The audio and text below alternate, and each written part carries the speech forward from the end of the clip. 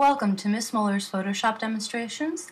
This is the second stage of the project called Graphically Me. So for the project Graphically Me, we did essentially two projects in one.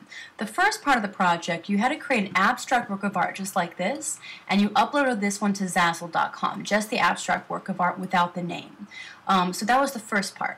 The second part of Graphically Me, of the project, what you're going to do is you're going to create an autobiographical image using both a collage and also a reverse green screen process using the picture of yourself with a green shirt.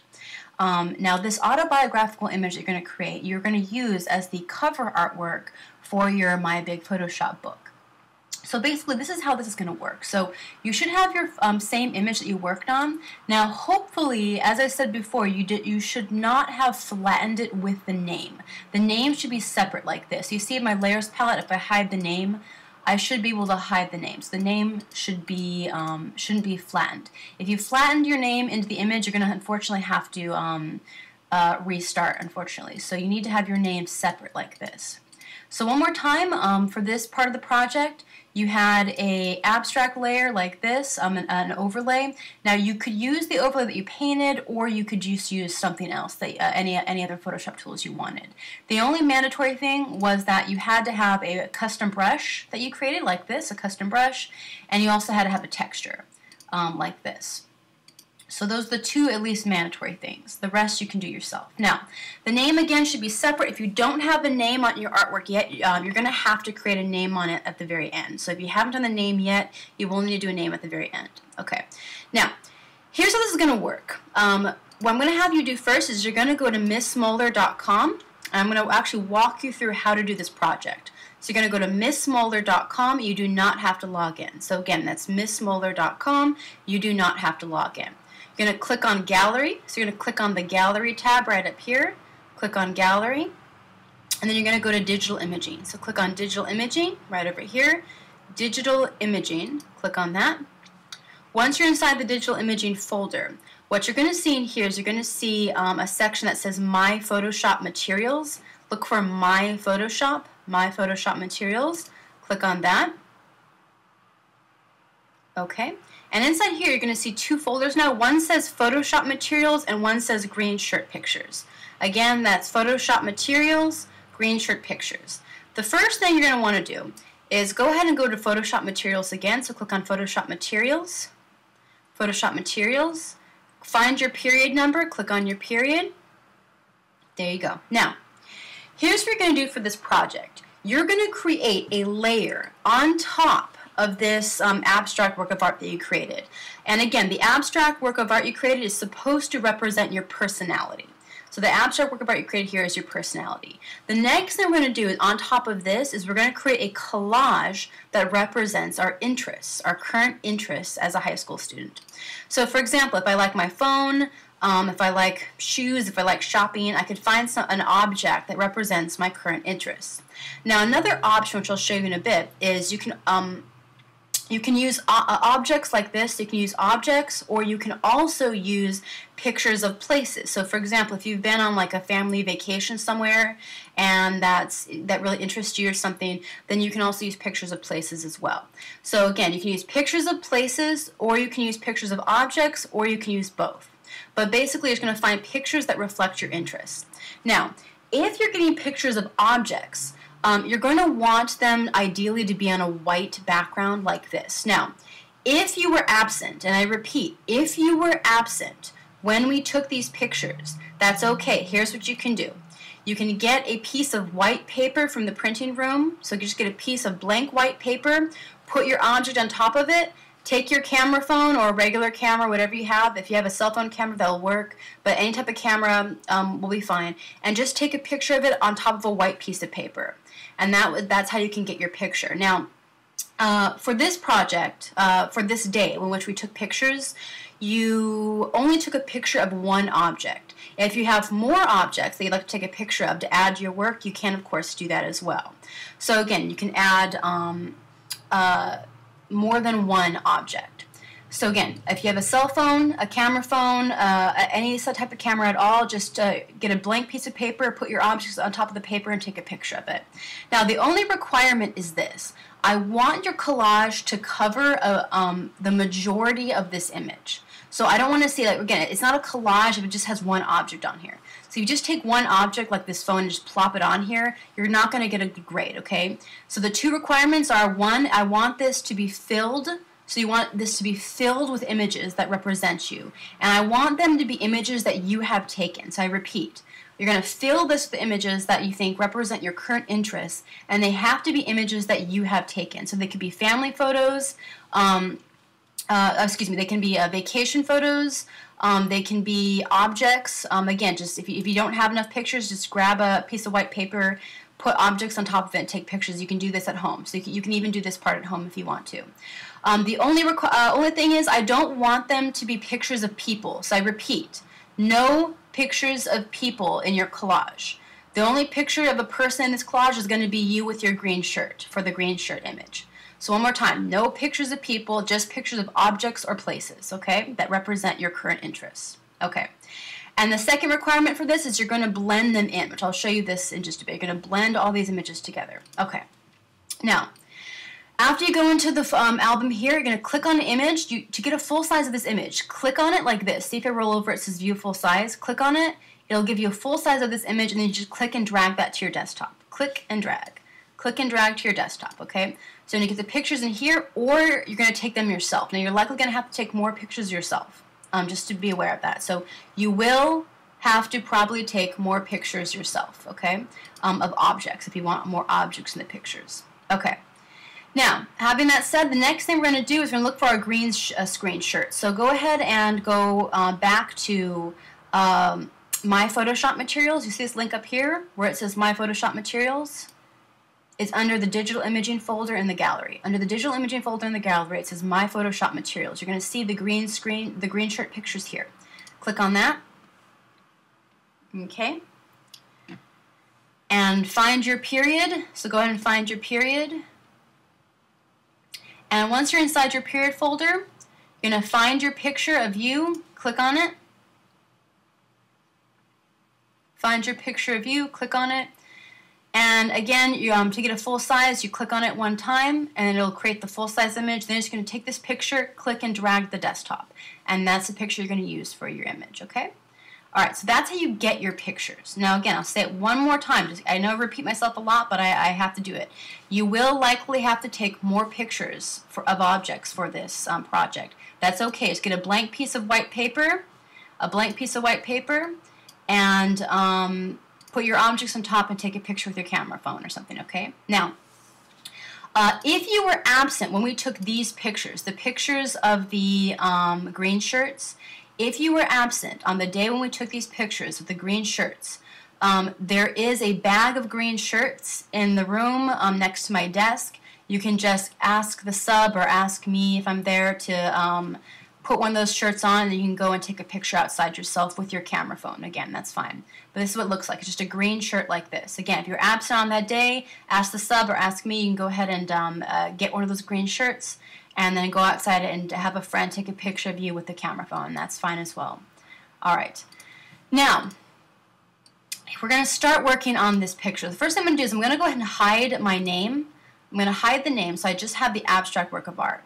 And I'm going to go ahead and show you how to create a collage out of these images, okay? There's different ways for creating a collage. So first, let's go ahead and take a look at these pictures. So I took some pictures of a vacation. Again, you can do this. This is how you would make collage out of a vacation pictures. Get your pictures on the desktop.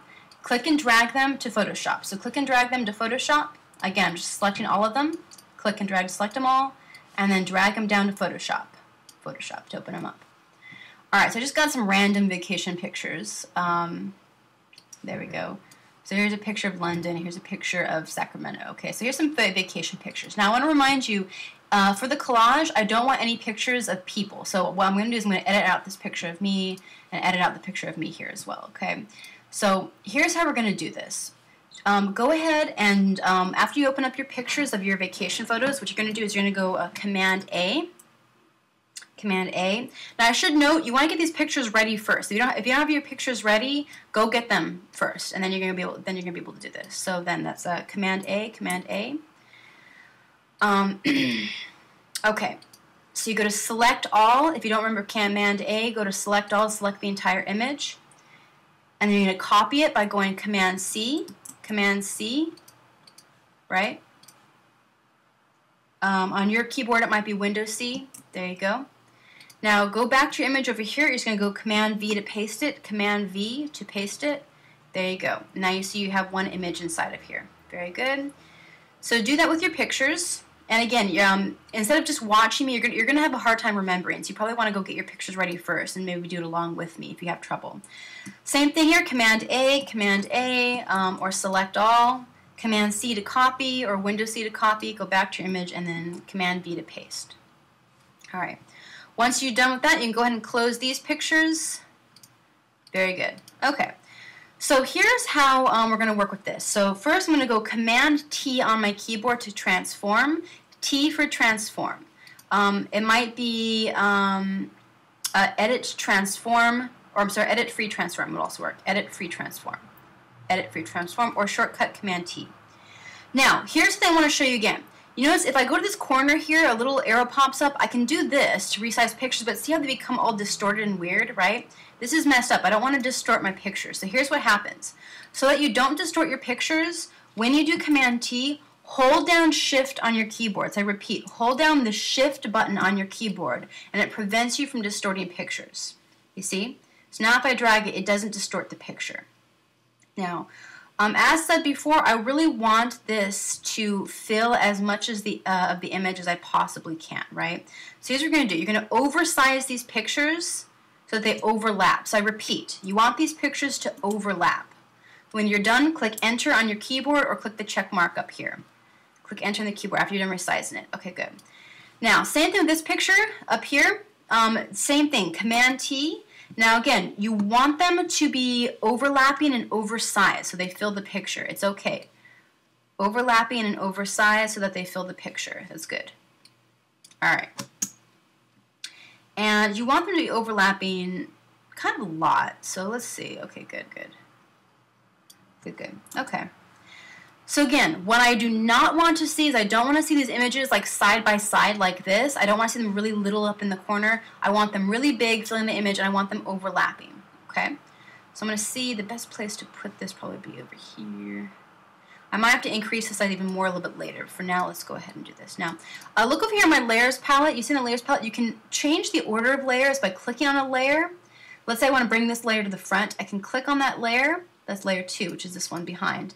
And just click and drag that layer up to the top. Click and drag it up to the top. You see now I have a layer up on top. Very good, okay? All right. Now, what I need to do is I'm going to blend these pictures together, okay? So here's how you can blend images together. Get your lasso tool, or you can even use your marquee tool, but let's try the lasso first. Now get your lasso tool and then get feathering up here. See feathering? Up here in the options bar. After I get my lasso tool, get feathering, which is up here in the options bar, and change it pretty high. Change it to like 50 or something. So change the feathering to about 50, okay? Remember, feathering makes the edges of an object transparent, right? Or the edges of a selection transparent. And I want to select out these people in here. I don't want any people in this image. So what I'm going to do is I'm going to go ahead and just highlight this area, right? Up here. There we go. I'm going to go down. Okay, so see how I selected out this general area? Now, again, you can't see it here, but my selection is feathered. So I repeat, the selection is feathered because it has 50% feathering on. So now what happens is if I delete, so I'm going to go on my keyboard and click delete on my keyboard, or backspace in your keyboard. Backspace and delete are the same thing. So backspace or delete on your keyboard and click delete. Okay, now look what happens here. You see how it blends this edge? So if I zoom in for a second, Command plus zooms in. You see how it feathers this edge so that it blends more, right? That's what feathering does. I can even feather it more if I wanted to. So let me go ahead and go back. I can increase feathering up to like 70%, right? And I can do the same thing. So I'm gonna select out the people. Here's me. I'm going to select out the people down here.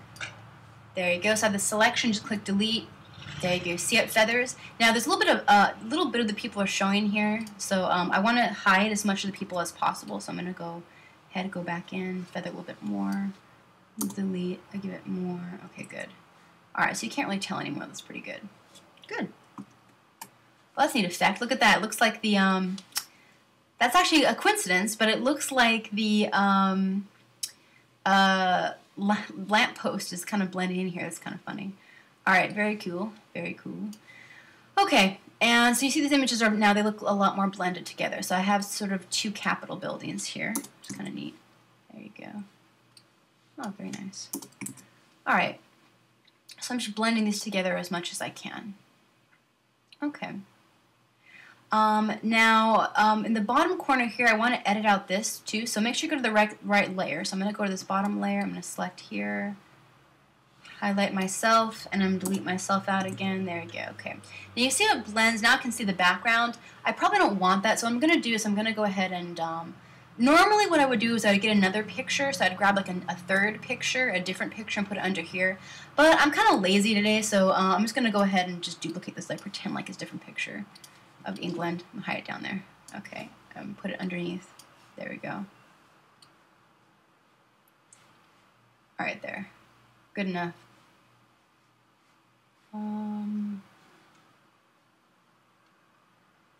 Yeah, whatever. Okay, there you go. Okay. Now, again, once you do this, you can go ahead and resize images so they fit better. I don't want any hard lines in here. I want it to be as blended as possible. But again, this is just how, in general, you would make an image blended. So I'm going to go to the top of this picture as well. Command-T again. And I'm just increasing the size again. Okay. So now that's done. Now, the main three requirements, I want to say this again, the three requirements for this image are: one, it needs to fill the picture. I repeat, do not want to see little blocks of pictures, okay? It's got to fill the space. Two, requirement number two, it's got to be blended together, no hard edges, okay? So blend them together as much as possible. I don't want to see any hard lines, meaning like any straight lines.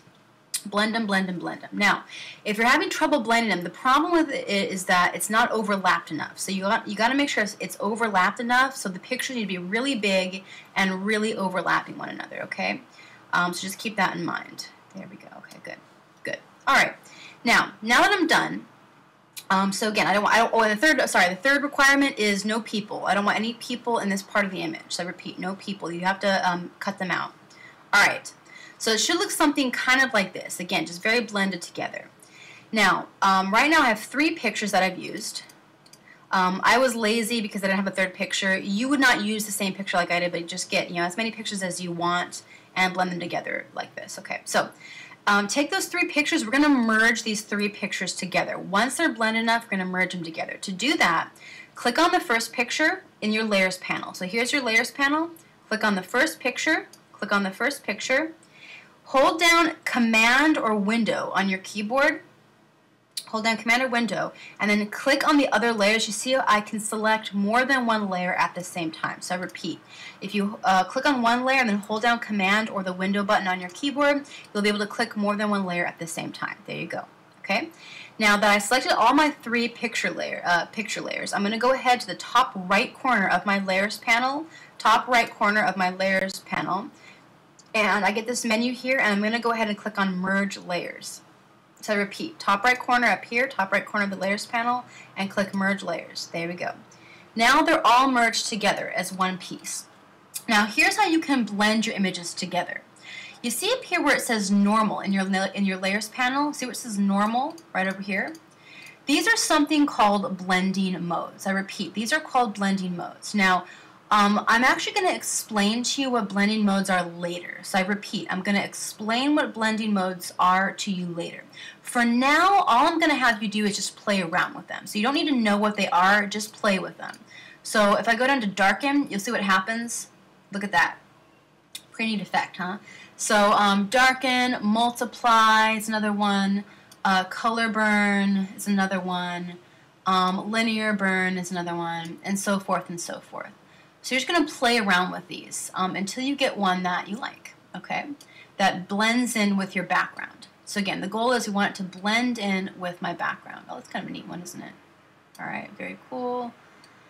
Very cool. Just play around with them until you get what you want. Overlay, soft light. And again, I'll explain the logic behind how these work later. For now, just play around with them till you get one that you really like. All right. Thin light, hard mix, difference. All right, exclusion, hue, saturation, color, luminosity. All right. I think I like lighten our screen now. All right, fine, that's good enough. I'll just do darken. Okay, so again, you need to blend this in with your background layer, which is your personality. Again, this is your personality, and this is going to be your interest, your life right now. So you're going to blend in your interest with your personality. To do that, go to your blending modes. Again, that's where it says normal in your layers palette. Normal in your layers palette. You got to make sure you're on the correct layer, which is the layer that has your images together. And after you blend all your images together, again, so that after you take all these images here, you blend them together, merge them into one. So you merge it into one layer, and then you go ahead and change the blending mode on it. And it'll turn to something like this, okay? All right. Now the next thing I want to do is I want to add objects to this that reflect my interest as a teenager, right? So to do that, I'm going to go ahead and get my objects. So let's say these are the objects that I've taken. So I'm going to take these pictures on my desktop, go ahead and select them, get the pictures on your desktop, click and drag them down to Photoshop to open them up in Photoshop. Okay, so now, here's what we're going to do, okay? So we need to select out this background, okay? To do that, what was going to be the easiest way? Okay, the easiest way to do that would be to go to select color range. I repeat, select color range. Alright, so I went to select color range, and then with my little eyedropper, once this box pops up, it says color range. With my little eyedropper, I'm going to click right here, click, and you see I start selecting out this white part. Okay, so it only selected part of it though, see? It only selected a little bit of that white part. So what I'm going to do is I'm going to click on this little button here. See these three little eyedropper tools? Three little eyedropper tools? I'm going to go ahead and click on the plus one. See the little plus one in the middle? Now I have an eyedropper tool with a plus sign on it. This lets me add to my selection. So I repeat, this adds to my selection or adds to my sample. So now I can keep clicking, click, click, click, click, keep clicking on the white part over here. Again, you want this entire background to be white on black only, okay? So click, click, click, click, click, click, click, okay. So I'm just clicking around here as much as possible, okay? Now, there are pros and cons to using color range. Again, this is under select color range. Select color range. This is where this is, okay? There are pros and cons. The pro is that it gives you a much more refined selection. You know when you use your magic wand tool, sometimes you get these little like pixely outlines, like little pixely outline around your image or around your object. It prevents that, so it gives you very smooth edges. The disadvantage or the bad thing about color range is that it does this by selecting transparencies. Okay, so part of your image might end up looking transparent. Nothing you can do about that. You just have to fix it later. Okay, there you go. So this is what you want. Okay, so you want this white background here with black of this object. Okay, click OK when you're done. Click OK. There you go. See how it selected this? All right. Now what we want to do is we want to select. We want to check these edges first before we copy this. So to check your edges, zoom in. Go Command plus or Window plus. Zoom in. Now what I can do now is I can sort of see where it's selected well and where I need to fix my selection. So once you do color range, you're going to have to fix parts of your selection, which is fine. There's no way around it. You just have to do it, okay? Okay, so see on this object here, here's how I fix my selection. So see my running ants here. It selected most of it pretty well. The problem is I have some areas where it's selected too much and some areas where it's selected too little, okay? So here's how I fix that. Let me show you this. Get your magic wand tool. Get your magic wand tool, your lasso tool. Get your lasso tool, not your magic wand tool. Get your lasso tool, not your magic wand tool, okay? Now here's what you're going to do. Make sure your feathering is set to 0. Your feathering is going to be up high right now. So click it to 0. Make sure feathering set to 0 and anti-alias should be on. Feathering set to 0, anti-alias on, okay? Now we're going to refine this selection manually, okay? So we're going to do this by hand, and there's no way to get around it, you just have to do this, okay? So first, out of my 4 boxes up here in my options bar, I'm going to click on Add to Selection. Add a selection gives my lasso a little plus sign. So add a selection gives your lasso a little plus sign. Okay, that's good. All right. So here's what I'm going to do. Add a selection will add parts to my selection that messed up. So see this part over here? I didn't select enough. I didn't select enough. So I need to do that. Let me zoom in so you guys can see. There you go. See, it didn't select enough of this area. So I'm going to just click. See, I'm clicking right here. Click, and I'm going to select this edge as best as I can. There we go. And I'm going to just circle around. Circle around. See, I'm doing a loop. I'm doing a loop around, and I'm ending back where I started. There. You see what it does? It smooths out the selection. Now, here's what you don't want to do. A lot of kids do this. They grab their lasso, and they just click from left to right, and they just drag and make a line, and then they let go, and they stop. And it doesn't, and they go, what happened? Click and drag. That's not how it works. You have to click, drag across, and then loop around. So don't forget to loop. Remember? Don't forget to loop around to the place where you first started. So if I start here, right over here, see where I am? If I start here and I select along this line, I want to make sure I loop around and go back to where I started, okay? And that's what I'm doing right now. So I'm selecting all these parts where I messed up, okay? Now let's say I selected too much. If I select too much, like let's say I made a mistake. I go, whoops, uh-oh, I made a mistake. I didn't mean to select this much, right? Here's what I can do. I can go up to my 4 boxes up here to where it says subtract from selection. The third box is subtract from selection. You guys should know this already. But again, second box up here out of these 4 boxes, add a selection. Third box is subtract from selection. So I'm going to click on subtract from selection. I get the minus sign. And now what I'm going to do is I'm going to select inwards. So I'm going to select inwards. There we go. You see? And again, you want to do the same thing as before. You always loop around your selection. Whatever you're trying to get, you go. So I go from left to right across, and I loop around back to where I started. And that's what you do. And this just helps you refine your edge. So you might have to do this multiple times if you have to. Again, no way around it. Just do your best with it. Same thing over here. See in this area here, the color range is selected too much. I'm going to go along this edge, loop around. There we go. See? So you're just going to do that. Loop around. Left to right, loop around. Okay, good. All right. Same thing here around the edge, loop around. Again, this just helps you manually refine this selection. Good. All right. Okay, so you get the basic idea. So I'm going to kind of work quickly here. You should be able to do it. All right, good. So anywhere where I didn't select enough, I'm going to loop around it with my subtract from selection. Okay. Anywhere I didn't select enough, I'm going to do that. Good, good, good, good, good. Alright, so I'm checking this object. I'm going down this object, making sure that I have, okay, good, good, good. So anywhere I didn't select enough, I'm subtracting from selection right now. Good, good. Good. Okay. Up in here, I need more too, looks like. Okay, here's a good opportunity for me to show you something if I zoom in really close. Do you guys see, I know this is super zoomed in, but you see these areas where I get these tiny little little running ants or little tiny marquees or selections inside here? You want to select those out too. So I click and just circle those, around those. See, so you can get rid of those as well. There we go. So you shouldn't have any of these little spottiness. You want to get rid of that spottiness as well. Very good, very good. Okay, this is just how you make a really professional selection. Yes, it does take more time, but it ultimately gives you a much better, more professional result. Okay, so that's what we want. We want a nice professional result. Okay. Good, good, good, good, good, good. Now, the parts where I selected too much, or let me see, yeah. Now I'm going to go to add to selection. And smooth this out. Again, I want a smooth line as much as possible.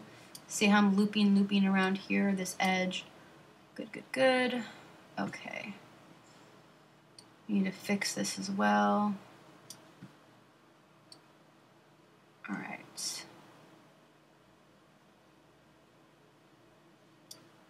All right, now I started with this object first because it is a bit of a more complex object, so I'm just giving you an example of how you would work with something like this.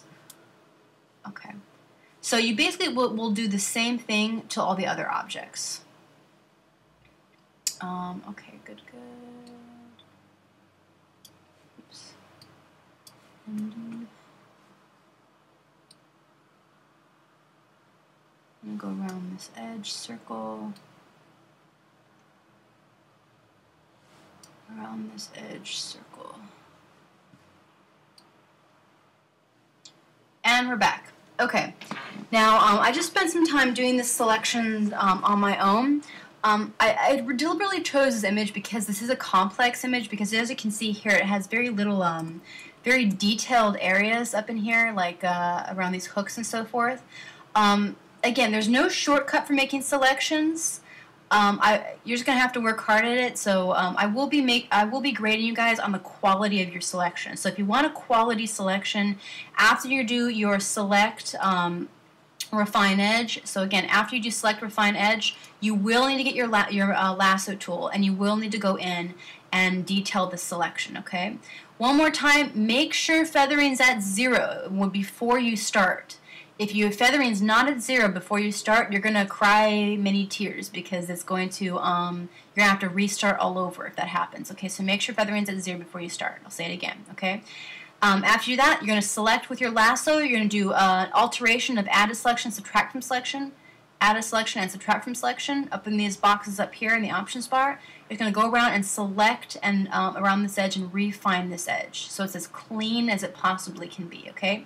Now, when you're done, you'll notice on your image, if you zoom out, you'll notice these little areas here. See, there's a little tiny marquee here, because it looks like there's like a little pebble on this white paper. See this right here? Same thing. Get your lasso. You want to select those out too. So just circle them, click and drag and circle. There you go. So it's all nice and clean. Okay. All right. Once you have this done, you're going to go to select inverse. I repeat, once you refined your selection, it's nice and pretty, okay, it's nice and clean. Again, there's no shortcuts for that. I want you guys to work hard, so I want you guys to make sure your selections aren't of crappy quality.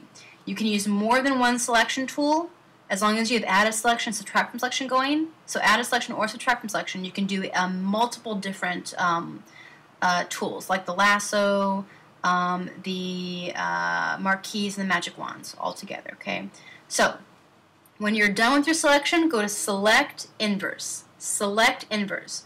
Once you go to select inverse, you're no longer going to see this line around the edge. You see up here? I'll do it one more time. See this line around the edge up here with the running ants? That means we have the background, the white part selected. This is why it works better to have an object on a white surface. Okay, so you want this. You're going to select the background, because the background's easier to select than this, because this has multiple colors in it. So multiple colors are harder to select than one color, right? So that's why it's against a white surface. After you select all the white surface, you go to select inverse to select the opposite. Again, inverse means opposite. Select inverse, and now you see the running answer in the background's gone, which means we just have this part selected, just the object here. So now I'm going to go Command C on my keyboard, Command C or Windows C to copy it, copy it. Then I'm going to go over here to my final image and do Command V like Victor to paste it. See how much smoother this selection is? Much better than just using the magic wand tool. I don't get as many gritty edges, right? And look how much more detailed that is and pretty. So again, I want to see nice quality selections, okay? There's no shortcut. They take some work. Nothing I can do about that, but you're going to have to do it, okay? Then you're going to do the same thing to the rest of your images, okay? So again, it's going to take some work, but that's okay. Select all your images nicely, and then you put them into here, okay? I'll show you how that looks next. Okay, so fast forward ahead. As you can see here, I selected out all these objects. This is cell phone, shoe. Same thing, you select out all the white parts. So again, you select all the white parts, use your lasso if you have to, and then go to select inverse to reverse the selection. So instead of the white parts, you're selecting the object itself, then copy it and paste it into here, okay? Now again, I don't want any laziness. I want to see some nice selections on this one, okay? It does take a while, a little bit longer than just using the magic wand tool, but you get much smoother outlines like this. See how nice that is? Beautiful, okay? Okay, so now I'm going to go ahead and overlap these. So I'm going to go to Command T again, Command T, Command T. And once you do Command T, if you go to the edges of these objects here, you can click you see, you're basically looking for a little, if you roll over this edge here, right here, you hold down Shift. Again, hold down Shift, don't distort your objects. Holding down Shift makes you scale proportionally, meaning that it doesn't skew it. It scales proportionally. Scroll down, very good. Good, okay. Now you can tilt objects as well by going to this corner up here. So go to the corner of your transform box. Again, this is your bounding box or your transform box. You find it by going to Command T or again, edit free transform, edit free transform. Go to the corner and then move away. Don't click. Just take your little cursor, go over the corner, and then just move a little away from the corner. So one more time. Go on top of the corner with your cursor, don't click, and just roll a little bit away from the corner, and you'll see you get a little tiny bendy arrow. It looks almost like the switchy arrow over here. See over here? It almost looks like that above the color picker. You'll see a little arrow that looks just like that. Click and then tilt, and then you see you can start tilting things, which is kind of fun, okay? Alright, and when you're done with that, go ahead and just click Enter. Very good. Same thing, go to the next layer, Command T, same thing. Hold down Shift, scale it down. And then go to the little corner, just a little bit away from the corner. There we go, to tilt. Now the last thing is I deliberately picked this image up here, the one that has the necklace, because you see how the end here is cut off. If you have an object that's cut off, don't just leave the cut off part showing. So one more time, see this cut off area on an image? If you have an image that's cut off, hide the cut off part, okay? So do that by making it go off screen or underneath another object. Off screen or like underneath another object like this, okay? So again, Command T to shrink it. Very good. And I'm going to tilt again. Okay, good.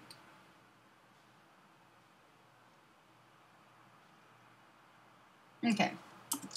Now you can overlap your images again, just in your layers panel over here. You can overlap them by dragging a layer, click, and then dragging it up on top. See how it's overlapping? So I can change the order that these are overlapping if I want to. I can make them cut off the page too. Again, it's just all up to you pretty much. I'm going to cover up this part maybe. Try the shoe. Pretty good. Alright. Alright, good enough. Okay. Now, here's the thing. Make sure this is cut off. Good. Okay. Now here's the thing. You will notice, let me hide this for a second. You'll notice in the background layer here, when I use a blending mode, so when I use a blending mode, it makes part of the image see-through so you can see the image below, which is my, my abstract artwork, right? That's not going to work for these, okay? The background, if you use these background images, like for example, if you have like vacation photos from Facebook, you're welcome to go into Facebook. I can unlock Facebook for you and so forth. And you can get these pictures together. And these pictures, background images like this, you can use a blending mode on. So I repeat, if it's a background image like this, you can use a blending mode on it because it's going to fill a big chunk of the space if you don't. See, it fills a big chunk of the space. So a blending mode is perfect for that. I repeat, a blending mode is perfect for images that fill the space, like background images. However, objects like these are different. I don't want these to be see-through. When they become see-through, look at that. You see how they blend in too much? I don't want that, okay? I don't like that. So we're going to do something different for objects. We're going to find a different way to blend these objects in. Here's how we're going to do it, okay? There's multiple ways you can try. The first is I'm going to introduce you to something called adjustment layers. And look down here. You see this little icon down here? It looks like a cookie dipped in chocolate. So look at your layers panel. Look at your layers panel. Again, the layers panel is the big enchilada in Photoshop. It has most of your features. Now you see this little tiny, it looks like a cookie dipped in chocolate. It's a little circle that's black on one side, white on the other side. Black on one side, white on the other side. A little circle right next to the folder icon down here. This is called your adjustment layer icon. Click on that and it opens up this thing, okay? It opens up a menu. And the first thing I want to do is I want to brighten this up so a little bit brighter. So go to brightness, contrast. brightness, contrast. Find brightness, contrast. There you go. Now, when I click on that, you see this adjustment panel pops up. An adjustment panel will have all your different adjustments in there where you can manipulate them, okay? So now look what happens here. If I start dragging this, you see how it brightens up the entire picture, right? It brightens up everything, okay? Now that's good, but I only want to brighten up just the necklace, okay? So I just want to brighten up just the necklace, not the entire picture. So what do? The answer is clipping. So think of this word, clipping. It's C-L-I-P, like clip, clipping, okay? Clipping layers together makes one layer or one thing only affect one other layer instead of all of them. So if you're confused by that, here's what I mean by that. It's easier for me to just show you, okay? Now listen very carefully. Here's what you do. Take your mouse, your cursor, just like this, right? You see in your layers panel, you see this little, you're going to see like a sun that pops up and says brightness contrast. This is your adjustment layer. An adjustment layer is different from all other layers. Adjustment layers have no objects on them. They only affect other objects, okay?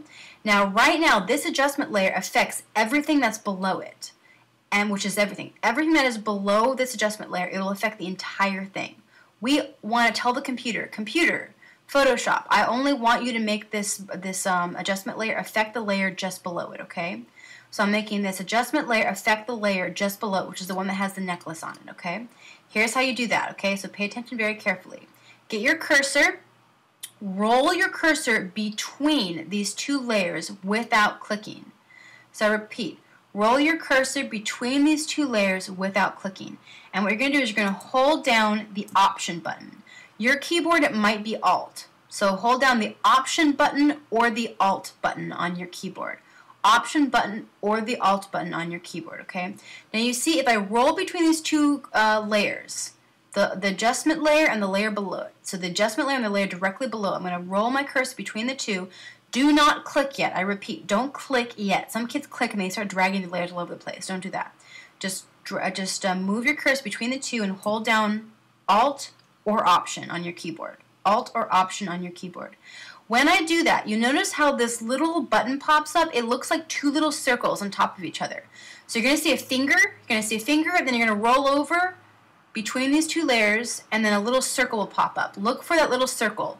That little circle will pop up on your cursor. When that little circle pops up, so your cursor turns into a little tiny circle, like two circles. When that pops up, that's a symbol for clipping. The two little circles together is a symbol in Photoshop for clipping. Click one time now. So once you see that circle, click one time. There you go. Now you'll see what happens. If I did it correctly, you see this little arrow up here? Look at this layer on the adjustment layer. See a little tiny arrow pops up on the left-hand side, right next to the eyeball. See the little tiny arrow? This little arrow pops up and it points to the layer right below it, okay? That means it's saying that it's telling you this layer is clipped to the layer below it. When you clip a layer to another layer, it means that is affecting only that one layer below it. So what happens is, if I double click on this one now, so if I double click on my adjustment layer, which is the sun symbol right here, double click on that, the sun symbol, look what happens to my image. See, it only affects that one image. You see? So one more time, this is how you clip a layer, okay? This is how you clip a layer. Get your cursor, hold down Option or Alt on your keyboard, your cursor, Option or Alt, roll between the two layers, the adjustment layer and the layer right below it, and then click one time when you see the circles. So after you see the circles, when they appear, click one time and the little arrow appears. And then you can start lightening it up. So I can brighten up this image, okay? Very good. You're going to do the same thing to all your layers. So I'm going to go to my shoe layer and then I'm going to click on the adjustment layer. So again, right over here. Click on the shoe layer or whatever object you have. Then I'm going to go to click on the cookie dipped chocolate in the layers panel down here. Cookie dipped chocolate, that's my adjustment layer. And I'm going to go ahead and go to brightness contrast again. Do the same thing. Clip, hold down Option, move my cursor between the two layers. Now I'm clipped there, and now I can only affect the shoe. See? Same thing, every object I'm going to do the same thing. Brightness contrast, clip it, and now it only affects the cell phone. Alright, see how I'm brightening up all these things now? There you go, okay. Alright, now that's what to do if your images are too dark. Now, here's another fun thing we're going to do, okay? I'm going to click on my necklace again, click on the necklace layer, and I'm going to go to my adjustment layer again. Again, it's a little cookie dipped in chocolate down here. That's your adjustments layer. It's a circle, dark to light, because you change the colors, okay? Now here's a fun one. Go to hue and saturation now. So now I'm going to try hue and saturation. That's H-U-E, hue, saturation. Now an adjustment layer pops, it looks like this. It looks like a bunch of gradients. You see this? Here's my adjustments panel. Again, the adjustments panel contains all the adjustments. So see, if I click on this adjustment layer here, brightness and contrast, my adjustment panel turns to brightness and contrast adjustments panel. If I click on hue saturation, then it turns, my adjustments panel shows me hue and saturation, okay? Now, right now, because I already have these layers clipped, you'll notice what happens is it automatically clips it now. See the little tiny arrow? You can tell it's clipped because the little arrow points down to that one layer, all right? Now, I'm going to go ahead to hue saturation. Look for the hue section, the hue bar inside the adjustments panel. Again, it's my adjustment panel here. Look for hue. And I can start changing the color. Look what happens to my necklace. Woo, it starts changing colors. Isn't that cool? Okay. I can increase the saturation and make it even brighter if I wanted to. Look at that, increase the saturation. All right. Now what I'm going to do is I'm going to find a color. So this lets me change the color of my object. I'm going to find the color that matches my background in some way. So let's go ahead and find, it's kind of a good green. Ooh, that's kind of nice. There we go, okay. This kind of matches part of it. Let me see, what else?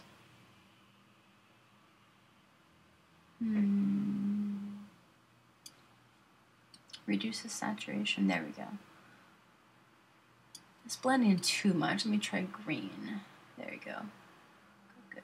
Okay, I'm just trying to find a color that kind of matches what I already have. Look at that. So now my necklace, as you can see, is green, right? And that's what adjustment layers let you do. They let you change the object, the color of the object, and the brightness of the object. Now the reason we brighten it first, because if we didn't brighten it, it's going to be really dull looking. See how it's really dull? And I don't really like that, so I want it to be a little bit brighter. Actually, not too bright. Let me reduce some of the brightness. There you go. Perfect. All right. All right. Now, if I zoom out, there you go. Okay. So this lets me change the colors of my objects so that they match the rest of my image, okay? Let's do that as well to the shoe. Same thing. Click on the shoe layer or whatever image you have. I'm going to go to the cookie dipped in chocolate or my adjustment layer. Again, it's called the adjustment layer. I'm going to go to hue saturation, and I can change the color of the shoe now. Look at that. So I'll turn the shoe to, what's a good color that matches the background? Let's see, oh, green is good. Okay, there you go. And cell phone, I'll do the cell phone, or cell phone's a little hard, but I'll try it as well. Hue saturation, same thing. That one's going to be a little bit hard, isn't it? Because it's so dark, but that's okay. I'll do my best with it. Maybe try to make it a little bit pinkish looking. Let's see.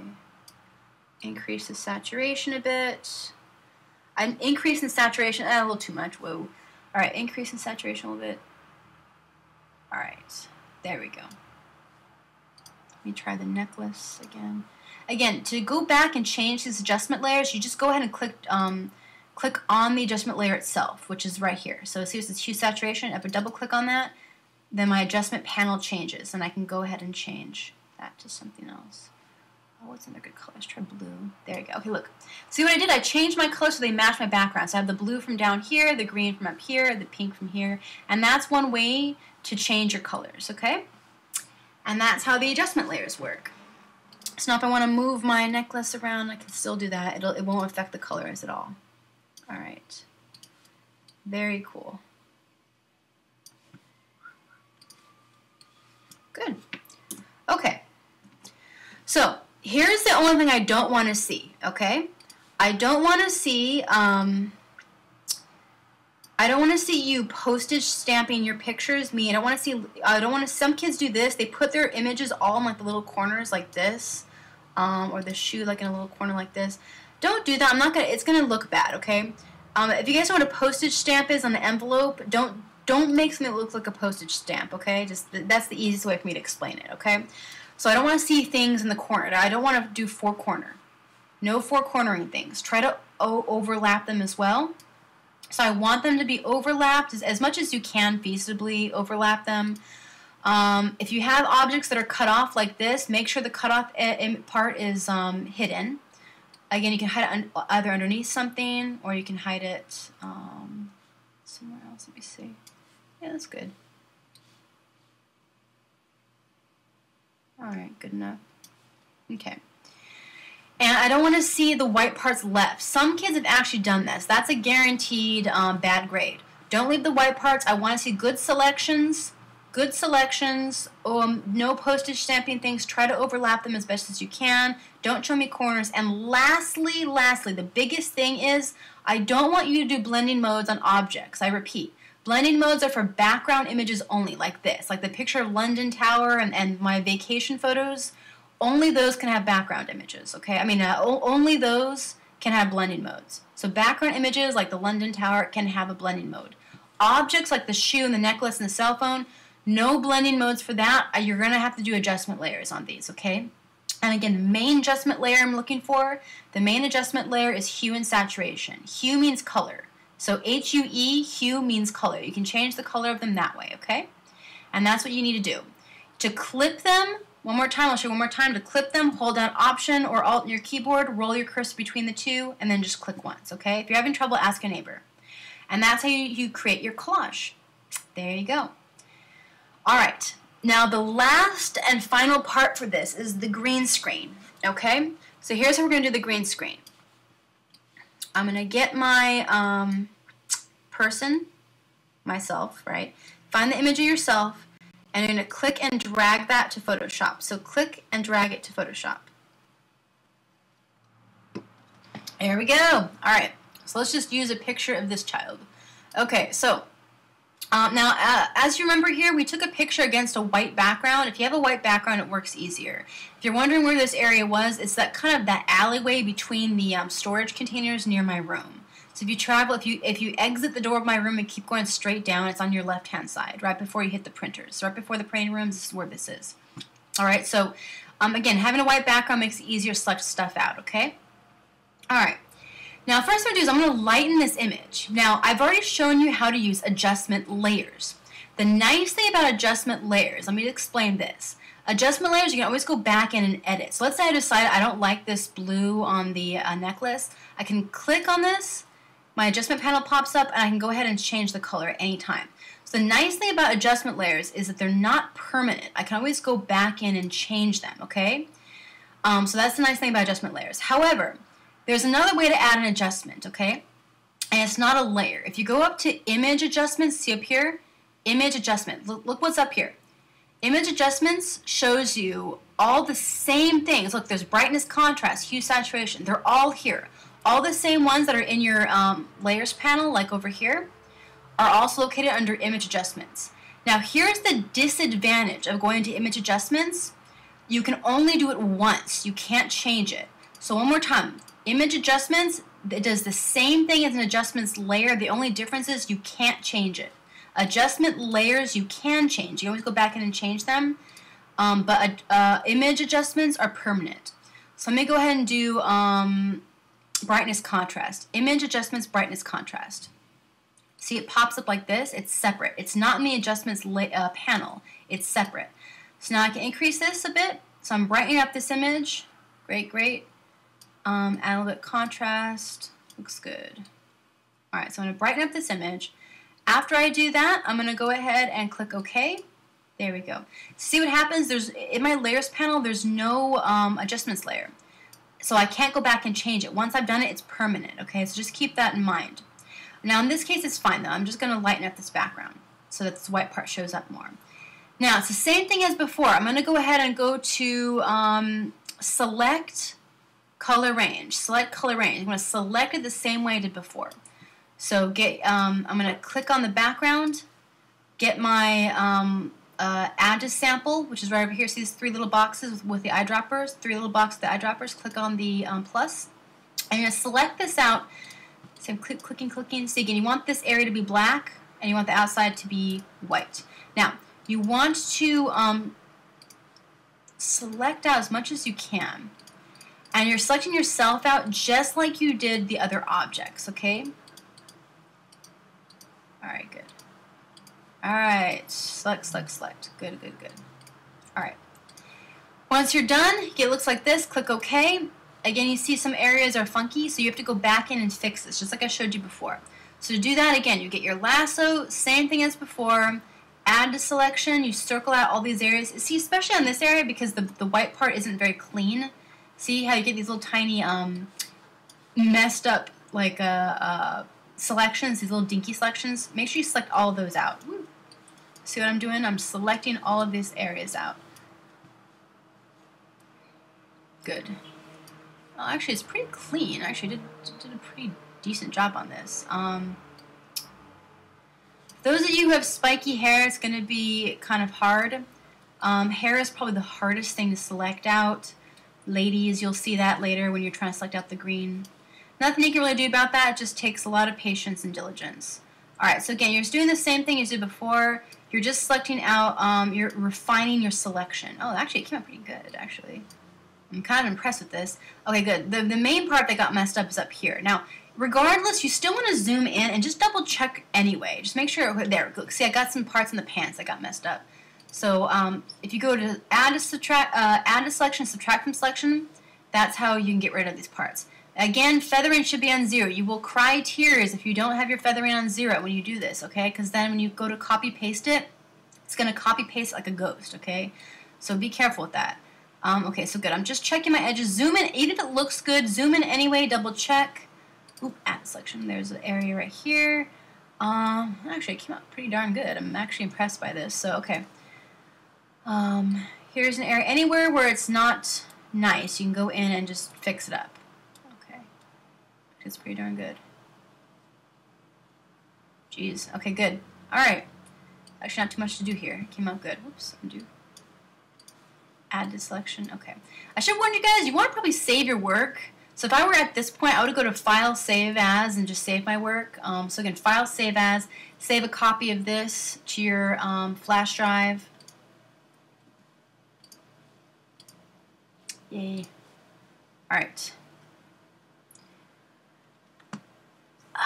So again, no shortcuts, no shortcuts.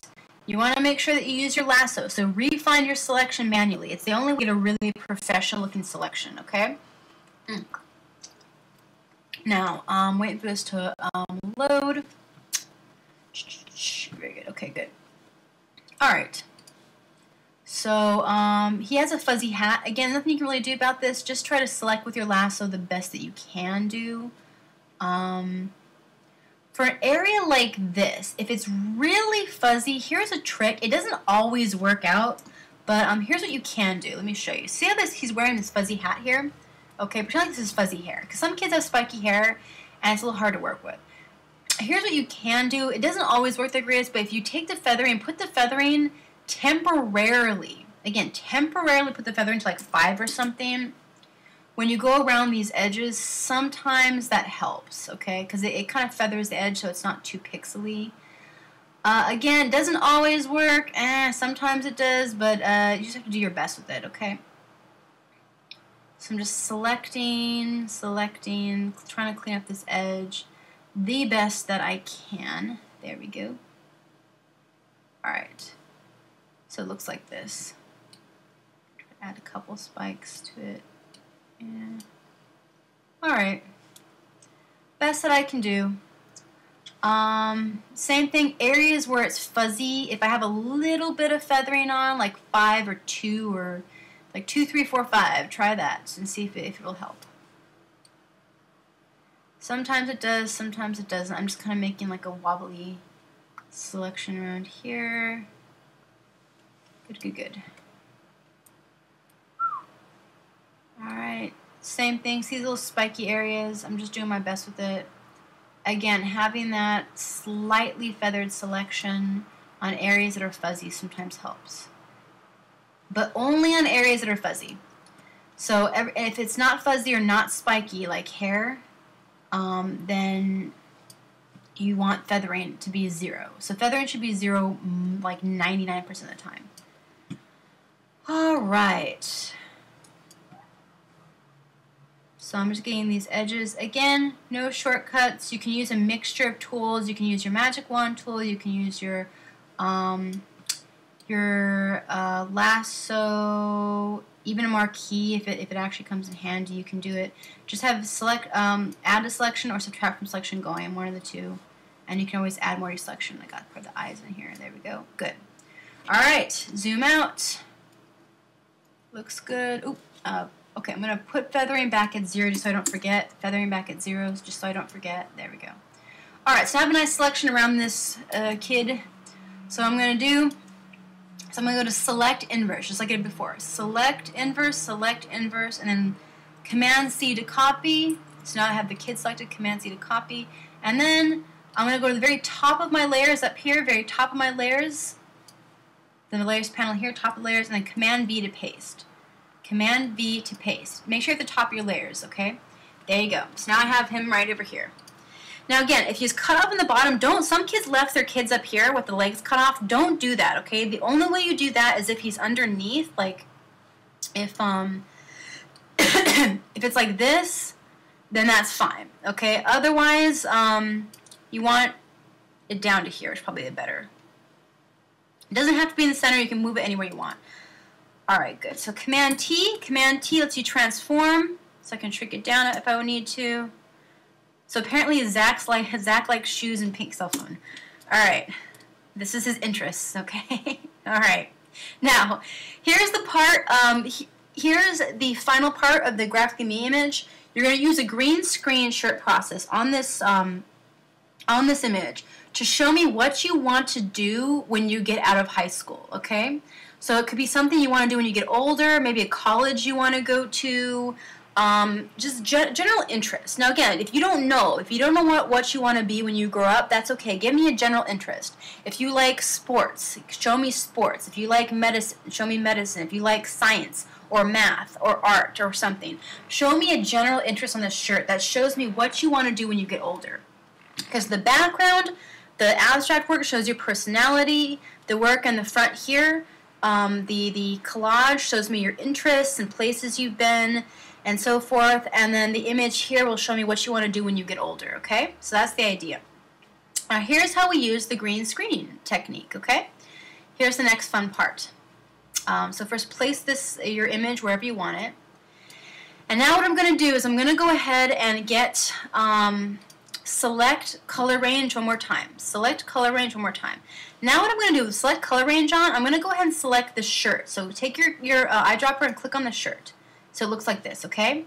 Now you want to select as much of the shirt as you possibly can. So again, go to the add to selection button. Again, there's 3 little buttons here, eyedroppers here. Click the middle one with a little plus sign. That's add to sample, add to selection. And I'm going to keep clicking, click, click, click, click, click, click all over the shirt until you get all the shirt selected. Beautiful, beautiful. So it looks bright white like this, okay? When you're done, click OK. Good. Now you're going to do the same thing. We're going to go back in and we're going to select the shirt. Now, I should warn you, girls who have hair going down the shirt, it's going to be a little tricky. Just be forewarned. Color range works better for hair. So if I go to color range, there we go, color range. Again, it just works better. If you have hair, you might have to zoom in, and then click around your hair. So girls, if you have hair that's dropping down on the image here, have add a selection going, add a selection, just click inside as much as you possibly can. Okay, like in between your hair follicles. Click OK. There you go. Now remember I showed you about hair. See how this area here, everything else has a smooth selection except this fuzzy hat. I did a little bit of a feathered selection so it kind of fuzzes out a little bit. See? So that way it doesn't look super pixely. Okay? So again, only time you want feathering is when there's hair or fuzziness involved. Other than that, feathering should be at 0. Okay? So now we're going to do the same thing before. We're going to select just the shirt. Okay? Just the shirt. Get your lasso, get add to selection, and now we're going to select just the shirt. Just the shirt. So I'm adding to selection to select on the inside. Parts that got messed up. So again, see if parts got messed up, little tiny selection pixels. I'm going to get rid of those. Again, you need to loop around, zoom in as closely as you can. Now, here's the warning you're going to get, okay? Some kids are going to be lazy. If you're lazy, you're going to get this green selection around the outside. It's going to suck. Okay, don't do that. You need to make sure that you zoom in and that you're not lazy and that you really refine the selection with your lasso. So get your lasso. See here? See how it selected almost all the green parts, but it didn't select the very edge. So I repeat, it did not select the very edge, okay? So you want to get your lasso tool, make sure you get as much of this edge selected as possible. See what I'm doing here, okay? If you're lazy, it's not going to look good, okay? And it's going to have a really sucky selection. You want to make sure it looks pretty, okay? So, and if you don't do it, it'll be definitely noticeable, okay? So I'll be able to see it. So if you want a good selection, you really need to take your time and go in with your selection with your lasso tool. Have added a selection going again. These four little boxes up here, and make sure feathering's at 0. Again, make sure feathering's at 0. Good, good, good. Okay.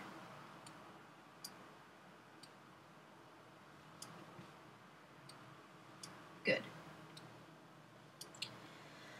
All right. So again, don't be lazy. Refine the selection as much as possible. Same thing around here.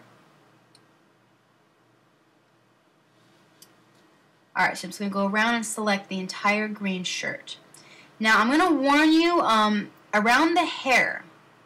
For girls with hair on this, on the green shirt, like pretend like Zach has long hair.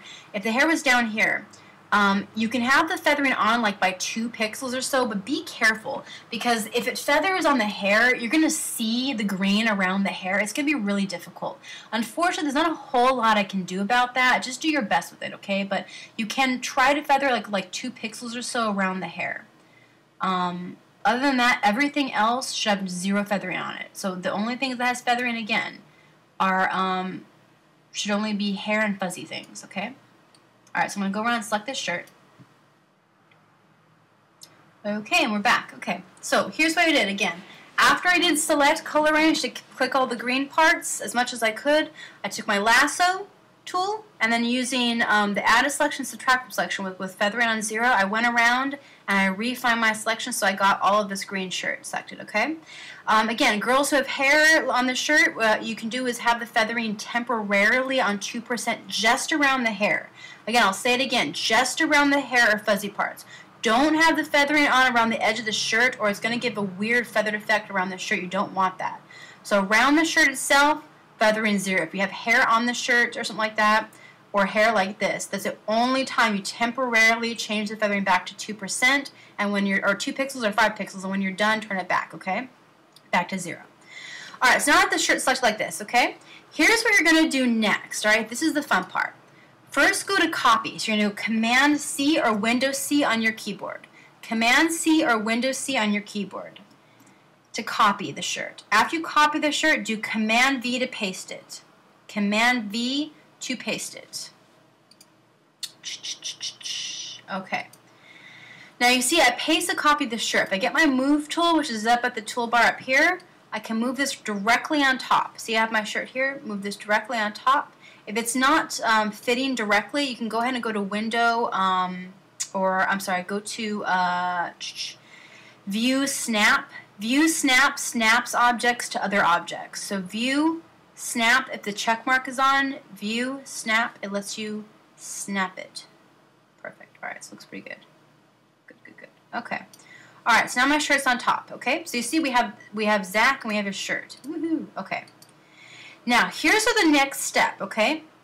I'm on top of the shirt layer, which is this shirt layer right here. On top of that shirt layer, you're going to go ahead and, hold on a second. Okay, good. You're going to change this to black and white. So to do that, go to Image, Adjustments, Black and White. Black and white turns it to grayscale, okay?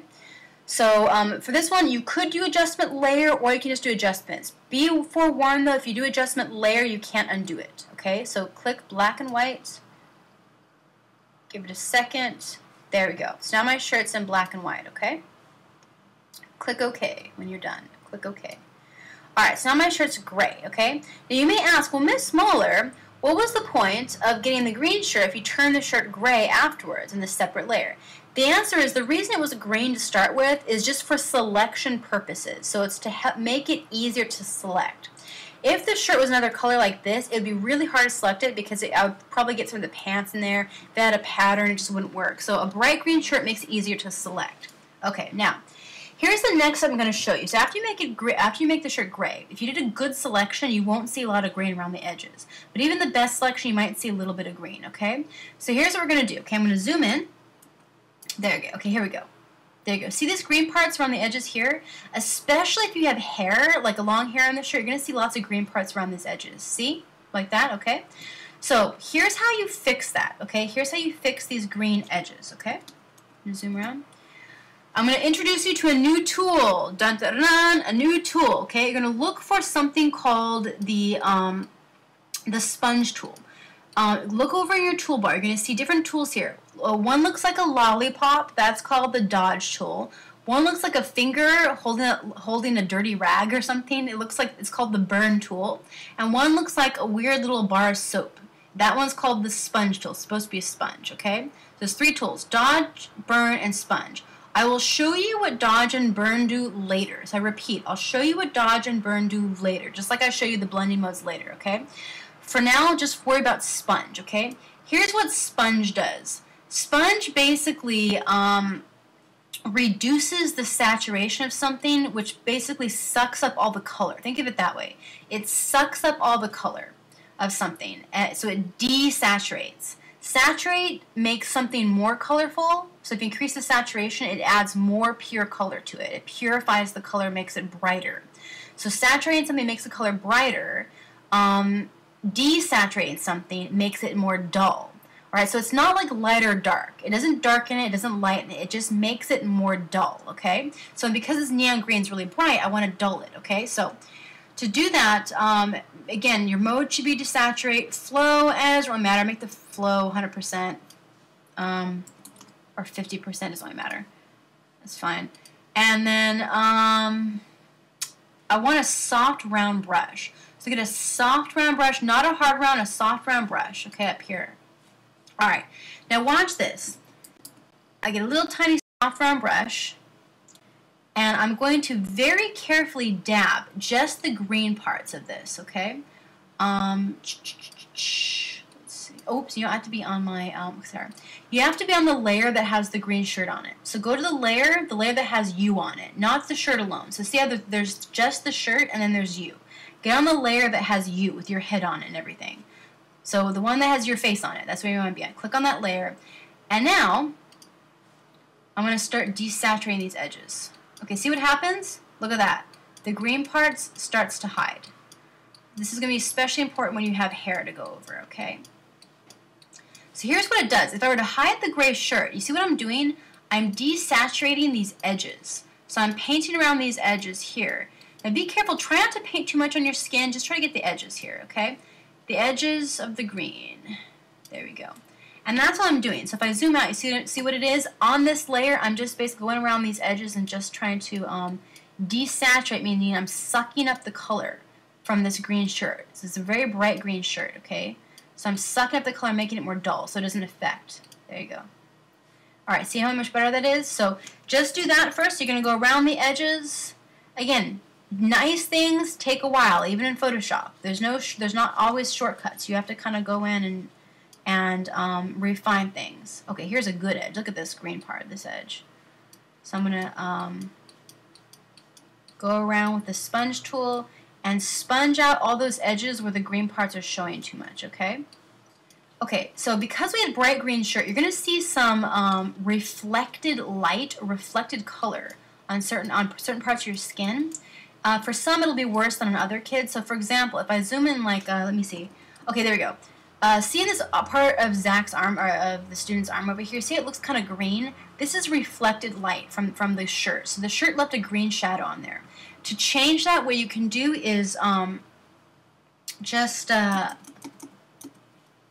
turn your flow down a little bit and see if you can kind of just dab it. Just click a teeny bit. Click a teeny bit on this arm here to take away some of the green parts of this. There you go. So it looks a little bit gray instead, which is fine. So I'm just kind of dabbing. I reduce the flow and I'm just kind of dabbing around the arms here. Just a teeny tiny bit. Alright. Good. Good. To get rid of some of that green shadow that I had here. Alright, and the rest should be pretty good though. Yeah, looks pretty good. Okay, good. So zoom back out. Again, nice things take a while, so no laziness. If you see laziness, you will get knocked down. It's got to look pretty. All right, and professional. All right. All right, good. So now I have my shirt like this. Now, here's my favorite part, the fun part of this, okay? What you're going to do next is go to the layer that has the gray shirt, the layer that just has the shirt that's gray, right? You're going to duplicate this layer. I repeat, you're going to duplicate the layer. Here's how you duplicate a layer. You click on this layer and drag it to the new layer button next to the trash can. So right next to the trash can, there's a new layer button. Drag it there, and look, now I have two. So layer 12, copy. So I have two layers, both with a gray shirt on it, okay? Another shortcut, if you go to the top right corner here, you can duplicate a layer from here. See, top right corner, duplicate layer, okay? Now, here's what you're going to do. On top of this layer, you're going to see four little boxes. See where it says lock? There are four little boxes there with locks on them, okay? Let me show you what these locks do, okay? The first lock says lock all. So if I click on lock all, see this little lock appears in the layer here? Lock all locks everything, meaning I cannot change anything on this layer. So if I try it, says could not use the sponge tool because the layer is locked, okay? Locking a layer means you can no longer affect that layer at all. Right? The only way to unlock a layer is by clicking that fourth lock up here, the black lock. The big black lock locks all, okay? Now, the third lock in this list looks like a cross. It says lock position. Lock position. If I click on that, a white lock appears. See? So what this means, what the white lock means the layer is partially locked in some way. Okay, so if I click on that, it's lock position. Lock position means if I get my move tool, I can't move this. See, if I get my move tool and try to move the shirt, it says cannot complete your request because the layer is locked. Okay, now locking the position means I can't move the position of the layer, but I can still do other things like paint on it. See, so locking the position of the layer means that I can't move anything on here. See, I can't move the location, but I can change other things. Locking all means I can't even paint. I can't do anything on that layer. Does that make sense? So locking all means you cannot do anything to that layer. Locking position means you can do everything that layer except move stuff. You can't move the position of things. Now if I go to the second layer with the paintbrush on it, it says lock image pixels. Lock image pixels. Lock image pixels means I can move things. So I get my move tool, see? I can move stuff, but I can't paint. The pixels themselves stay the way they look. See, if I try to paint, it says no, okay? So I can't paint the pixels. I can't change how the pixels look, but I can still move their location.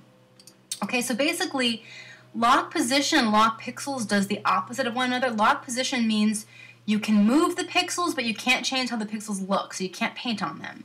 Lock pixels means you can change how the pixels look and paint on them, but you can't move them, okay? And the first one, which is my favorite, is called locking transparent pixels. I repeat, lock transparent pixels, okay? I'm going to click lock transparent pixels. Now you'll see the little checkerboard pattern on this one. Here's what this does. Locking the transparent pixels means you can affect everything in this image except anything that's transparent. So what that means is everything on this image, if I were to hide everything here, this is what I'm looking at, okay? So I know it's hard to tell because there's stuff underneath it, but if I hide this stuff underneath it, what it means is I can affect everything pixel that's here that has a color, but I can't affect pixels that have no color. I can't, that are transparent. So watch what this means. If I grab my paintbrush and I start painting, look what this is. Isn't that cool? I can affect everything in this layer except I can't affect the background pixels. So what I can do is I can affect my shirt. Let me show you. All the way down here. I can affect everything. Alright, see? Isn't that cool? So here's what we're going to do. The first thing I'm going to show you is I'm going to show you how to what would be a good way? Yeah, okay, I'm going to go ahead and show you how to paint on this. I can get my paintbrush a color like, I don't know. I want it to match my image, so try to make your shirt match your image. So I'm going to pick a color from the background, And if I wanted to, and get my paintbrush, and I can start like painting. Like, let me try this like pink color or something. All right, so see what I can do is I can kind of start painting this, okay? All right, so I'm painting this shirt. And I can grab another color. Let's try blue or something. All right. Oops. All right, so you can paint the shirt. And again, the idea is the shirt needs to reflect something you want to do when you get older, okay, in some way. But I can also add a color underneath this. Okay, so here's what I did. I made this shirt. I filled the color with a solid color, and then I also painted on top of it. Now, right now, look how it looks really fake. You see how it looks really fake right now? It looks like it's just like a flat picture, right? Here's what you're going to do, okay? After you paint on your shirt, whatever you do to your shirt, you're going to take this layer where it says normal, and you're going to change the blending mode to overlay. So see right now it says normal? Right now it says normal. I'm going to change that from normal to overlay. So right here on your layers panel, click on normal and change it to overlay. And look what happens. So what it did is it picked up the shadows and the highlights from the gray shirt. Now the reason I changed the shirt to gray, if I kept the shirt green, the green color would affect, it would end up affecting this color on top. See how that, if I do overlay on top of green, you can see it affects it, but it doesn't affect it well. It looks kind of funky, right? So by making the shirt gray first, I still get the shadows and the highlights, the darks and the lights, but I'm applying the darks and the lights, the shadows and the highlights to this color. So look at that, I changed his shirt. Isn't that cool? All right, so that's one option for how to change the shirt. Now, there are many things I can do with this shirt. Watch this. I can go to add an effect or a blending option to this layer. So see, I'm on my top shirt. Go to effects for effects. Get it? Right over here. My layers panel. Look at the layers panel. Look for effects. FX for effects. Click on that. Open up blending options. Click on blending options, and your layer style pops up. Okay, so I'm going to add a layer style to this.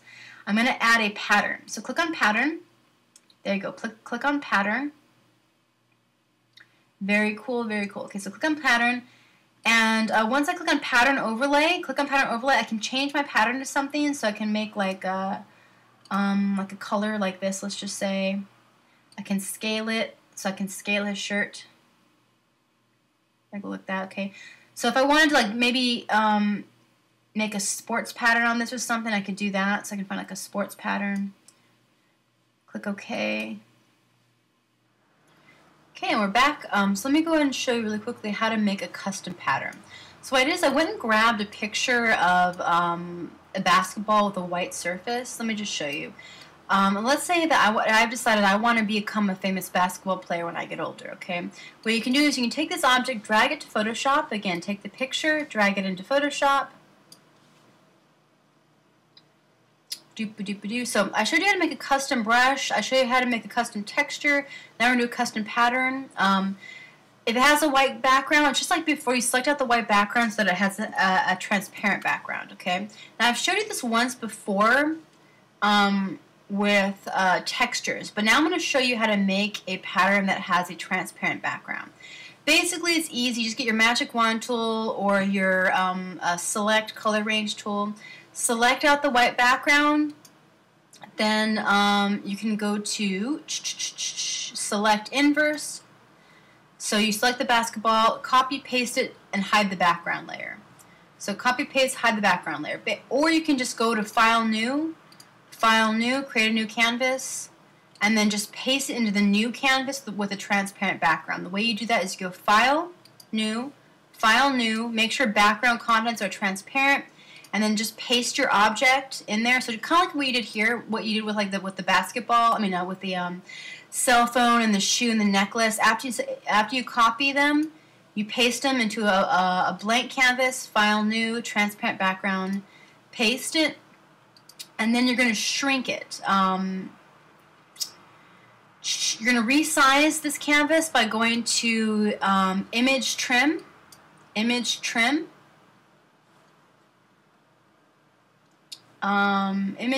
click OK. When you're done, Image Trim, click OK, and it'll trim it down to the right size. So see, it trims it down to the right size, so you just have a transparent background, okay? If it doesn't trim it down to the right size, it means you still have a couple of hidden pixels there. So what you need to do is, if that happens, you would get your lasso tool, and you would go around the edge and start circling around the edges like this.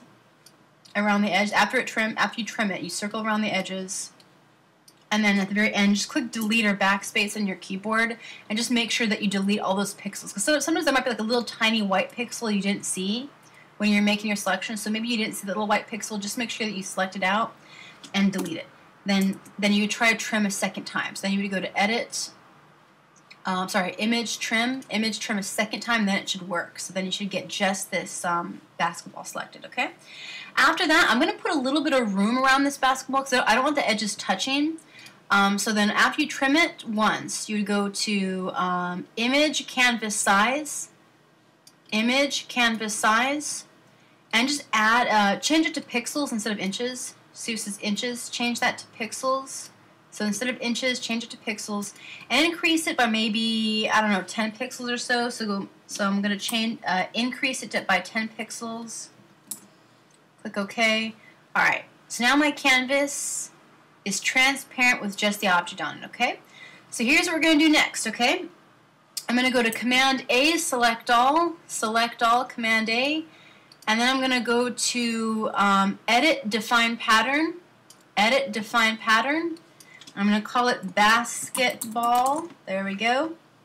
Alright, now I have a defined pattern, so now I can close this, very good. Close, okay. Close that, okay. Alright, so now here's what I can do. Over here in my layers panel, you see how I have these effects I created before? This is from my effects button, ready? That's how you open up layer styles. If I double click on effects, it pops this back up. I can go to pattern overlay. So again, this is one more time. Beyond the top shirt layer, the very top shirt layer, open up layer effects, the layer style panel by clicking on effects for effects. Again, the bottom of the layers panel over here. Bottom of the layers panel, look for FX for effects and click on that, opens up layer style. Click on pattern overlay, change the pattern, look that my basketball is there. And now I have my basketball pattern here. And the nice thing about this is I can increase the scale, so I can make it bigger or smaller depending on how I want to. There you go, and then click OK. Okay, so that's how I get basketballs on here. Now, here's the problem. You'll notice that these basketballs don't look realistic, like they're part of the shirt. They look like they're kind of, I don't know, they look like they're 3D, and I don't want that, right? I want it to look like it's part of the shirt. I need the shadows and the highlights of the shirt on here, okay? Here's why it's not working. If you look over at your layers panel, you see how the little eyeballs are right underneath where it says effects? It says effects right underneath your layer panel. So one more time. On your layer panel, it says effects right underneath that layer. And then it'll say pattern overlay. So it'll say effects pattern overlay with the two little eyeballs next to it, okay? This, the benefit of this is that I can always go back in and change it. So if I wanted to go in and double click on my layer, see if I double click on pattern overlay, so one more time, if I double click on the word pattern overlay, it opens up the layer style. So I can always go back in and change it, see? I can go back in and scale it more. That's the nice thing about it. However, it doesn't let me apply things to it. Like overlay. So if I try to change the blending mode, it won't work, okay? Here's how to fix that. Here's what you have to do, alright? Click on the layer, and you're going to have to make a brand new layer on top of it, okay? So we're going to flatten this layer, okay? So here we go, ready? I'm on my layer that has my pattern on it. So again, I'm on my layer that has my pattern. I'm going to go to the new layer button next to the trash can at the bottom right corner of the layers panel. So right over here, next to where the trash can is, right next to where the trash can is, there's a new button. There's a new layer button. Click on that. Shortcut, top right corner, you can go to new layer. Top right corner, new layer. Now I have a new layer. Now I'm going to merge these two layers together. So if I merge a blank layer, I repeat, if I merge a blank layer with a layer that has effects on it, then it'll turn into a flattened layer. Okay, so watch this. I click on my top layer that's blank, hold down Command or Window on your keyboard, hold down Command or Window on your keyboard, and then click on the layer that has the effects on it. See?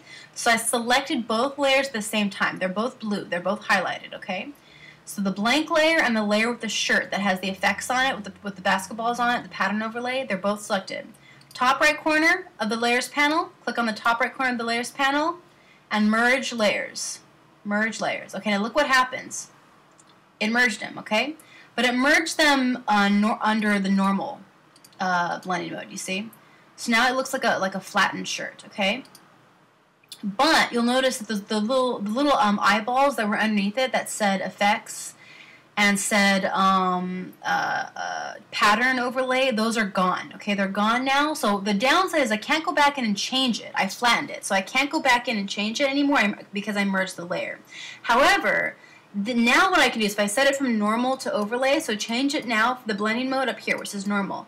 Change it from normal to overlay one more time. Normal to overlay again. Okay, now look. You see what happens now? Now the basketballs have like wrinkles and folds in them, okay? So that it looks realistic again. All right? Very nice. Okay, so that's how you can add a pattern to your shirt. Again, you'd have to flatten it. Okay. So you'd have to merge it with a blank layer to flatten it afterwards and then set it to overlay again, okay? All right, so that's another option. Now here's the next option. Here's another thing you can do, okay? I'm going to lock the transparent pixels again. Again, see where the locks are, the 4 locks. I'm going to lock the transparent pixels again, okay? And now what I'm going to do is I'm going to get my selection and I'm going to fill my selection with something. Here's another way to fill the t-shirt, okay? So watch this. Go to select up here. So after the transparent pixels need to be locked or it won't work. So again, the first lock needs to be selected, transparent pixels. Go to select and go to load selection. Select, load selection. Load selection loads the selections. Click load selection. It'll say which layer. There you go. Click OK. Now look what happens. Look, my selection popped back. Woohoo! All right, my selection's back. Okay. Now the cool thing about this is if I want to, I can get like a gradient or something, and I can fill with a gradient. I can fill with all sorts of cool stuff, right? But let's say I want to fill with an actual image. Okay, that's not a pattern. Here's what I would do. Okay. Let's say that when I grow up, I don't know what I want to do for a living, so I don't know what I want to do for a living. But let's say I want to I know I like math. Let's say I know I like math and I want to do something with math. Okay, so here's what I'm going to do. I'm going to get a picture with math on it. I'm going to drag it to Photoshop. All right, so now here's my picture with math on it. And here's what you can do. Just select the entire image. So I'm going to go to Select All, or Command A, Select All. Copy it, okay, so I'm going to copy it, and I'm going to go back to this image. Now here's what I'm going to do. Now I have this selection going, right? What I want to do is I'm going to fill the selection. So I'm going to go ahead and go to Edit, where is it?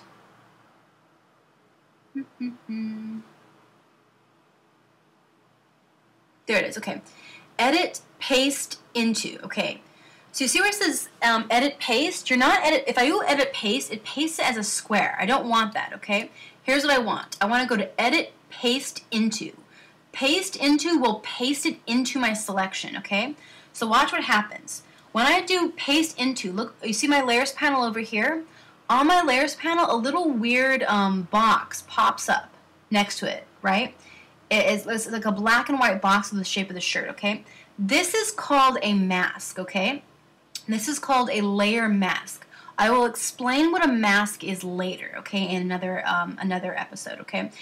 So again, blending modes, burn and dodge, and masking I will go over later. For now, all you have to know is this. If I do Command T on this, Command T, and I increase the size of this, look what happens. It doesn't go outside of that selection.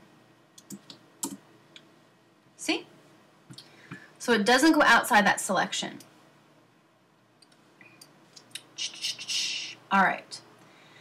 So now that I do that, so again, one more time. After you copy this, Command A, copy it, go to Edit, paste into, and then you can fill it inside of this, okay? Set it from normal to overlay again, normal to overlay, and look at that.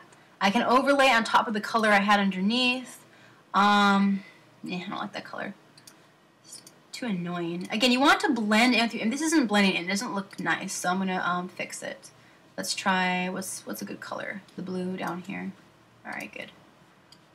paint this in here like this. There we go. Okay, good. All right. So I can fill this inside my image, all right? Pretty cool, huh? Okay. So here's what I did. I had my image on top with math on it. I have my color underneath, right? Here's my color. And then I have my gray shirt under that. And then I have my regular shirt underneath that, right? So one more time. It's the picture of you, the gray shirt on top, the color, pattern, whatever you want on there, and then you can even fill something on top of it, okay? So again, you want this to blend in. So make sure your shirt, the color of your shirt, if you can, matches something in the background. So what I did is I just got my eyedropper tool. Again, the eyedropper tool steals the color. I stole this blue color from the background, and I just painted the shirt blue, set to overlay. So this one's set to overlay, and the image with the math is set to overlay. Only things not set to overlay are the gray shirt set to normal, and the other thing behind it set to normal. So these two set normal, normal, overlay, overlay. Okay? And that's how you show me what you want to do when you grow up. So I want to do, let's say, math when I grow up. There you go. Okay? Okay. Now, here's how this is going to work, okay? You want to make sure your selection looks good. This is how you get a good grade on this. The selection needs to look good. You need to have a gray copy of the shirt. So I need to see the gray shirt. All right? Gray shirt should be here, okay? In addition to the gray shirt, you need to have some effect on top of it that shows me what you want to do when you get older, that matches your background. So it's got to match the background in some way. It's got to blend in. So the color on your shirt should match, fit in with your image somewhere. And also it's got to show me what you want to do for a living. So you can do that by either painting on top of it. So here's another option. I could really quickly, let me just show you. I don't know what color to use. Oh, I should warn you in advance, black and white are going to be hard colors to work with, so it's better if you use a color instead of black and white. Black and white, if you try to overlay white, it's just going to look gray. So if you try to overlay white, it'll just look gray. Nothing you can do about that. Really. Okay. But here's an example. If I paint on this, look at this. I could paint like kind of silly, but I could still do it. Like a tie on top of here.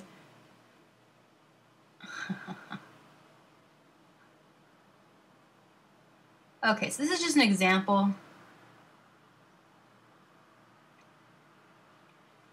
But again, you have to manipulate it, so it's got to be something that you're doing, okay? So you don't want to copy a shirt from the internet. Some kids did this last semester. This is not what I want. You're not going to go copy a shirt. Don't like look up a doctor jacket and put a doctor jacket on you, okay? That's not what I want. You're taking a shirt that exists. So you're taking the green shirt that already exists and you're manipulating that shirt. I repeat, you're manipulating that shirt. If you copy and paste a picture of a shirt on top of this, you'll get an F automatically, okay? That's not what I want. I want to see you do the green screen process, okay? The reverse green screen process. I don't want to see a copy-pasted shirt from some other source, from some other internet picture on top of here, okay? You are manipulating the shirt yourself. So again, how you do the grade is, you want to do a really good selection on the shirt, You'll have to sponge out the parts of the background that are too bright. So what I did, I sponged these edges that were showing through to get rid of the saturation. The shirt on top, I went to image adjustments, black and white, turn it to black and white. The shirt on top of that, I locked the transparent pixels, and then I filled it with like blue color or some other color. Again, you can do whatever style you want. Let me see. Let's say I can do earthy shirt too. Let me see. Whee. Okay. Here's some. It's too bright. Let me try green color. Okay. See, so I can do like a green shirt as well if I wanted to.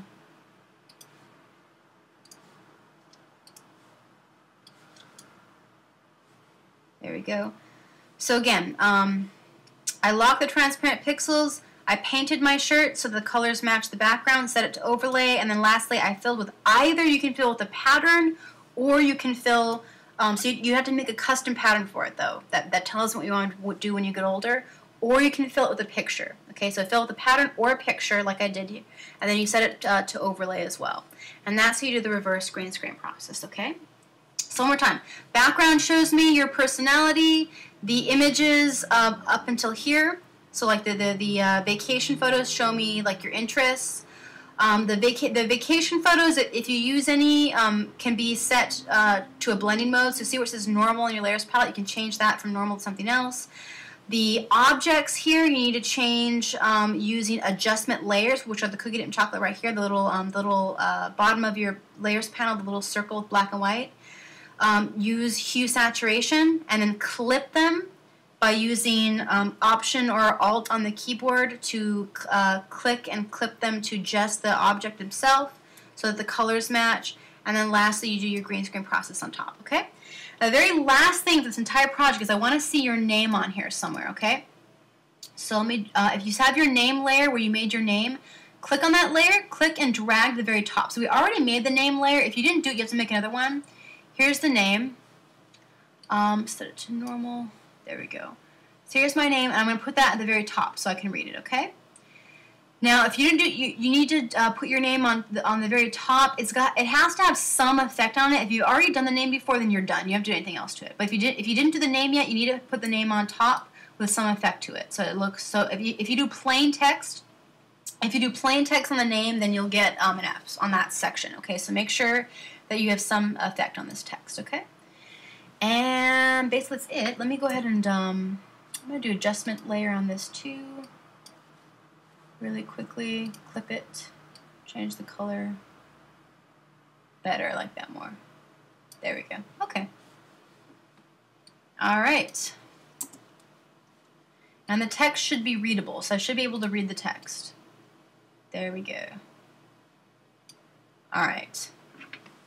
I know this isn't Miss Moeller, that's just an example, okay? And that's your image. So you're done with the project. This is your Graphically Me project. The way you're going to turn this in, first you're going to go File, Save. File, Save. Save it like you normally would. Save all your hard work.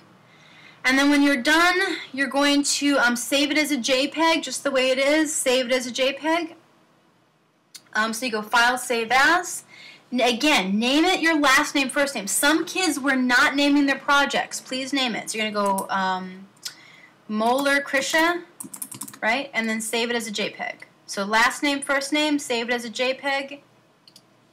There we go. Click OK. There you go. And you're going to turn in that JPEG to me. And I will show you how to do that. Okay. Now here's the final part of the project. This is how you're going to turn in your projects from now on. So the way you're going to turn in actual art projects, it's not the same way you turn in Easter eggs and handouts. Handouts and papers go under lessons assignments. Lessons assignments. Projects from now on are going to go in the actual gallery. So here's how you turn in your Graphically Me project. Go to MissMoeller.com, and then click on gallery, okay? Now, here's the trick. You're going to have to register for the gallery separately. Nothing I can do about that. I just have to do it, okay? So once you're in the gallery section, click at the top right corner. You see the top right corner? It should say log in and register. If it says somebody else's name, that means they forgot to log out. So log out for them, okay? So it'll say log in or register. Click register. So again, you registered for MissMoeller.com already, but you have to register for the gallery section separately, okay? So click on register. Give it a second. All right. You're going to create the same username, put in the same username that you used to log into MissMoeller.com if you remember it. Otherwise, a different username is fine, but I would keep them the same, okay? So do your username the same. So type in, I don't know, whatever username you did. Your full name, first name, and last name. Under full name, please put in your first name and last name. Okay, first name, don't just do your first name. Don't just do your first name, the last letter of your last name, or first letter of your last name. Do full name. So Krisha Moeller, and spell it nicely. Do the same email you used as before, email, confirm email, and then URL, leave blank. I repeat, leave the URL blank. You don't need a URL. Click register. Once you register, you should be automatically logged in. I'm not because I already registered, so I'm going to go log in manually, okay? Now here's what this means. What it means is every time you turn in the project, Even if you are logged into MissMoeller.com, it doesn't matter. You still have to log into the gallery section separately. The gallery is separate from the rest of the site. Click log in to the gallery section, top right corner of the gallery section. You can do that by going to MissMoeller.com, click on gallery, log in, okay? Log in.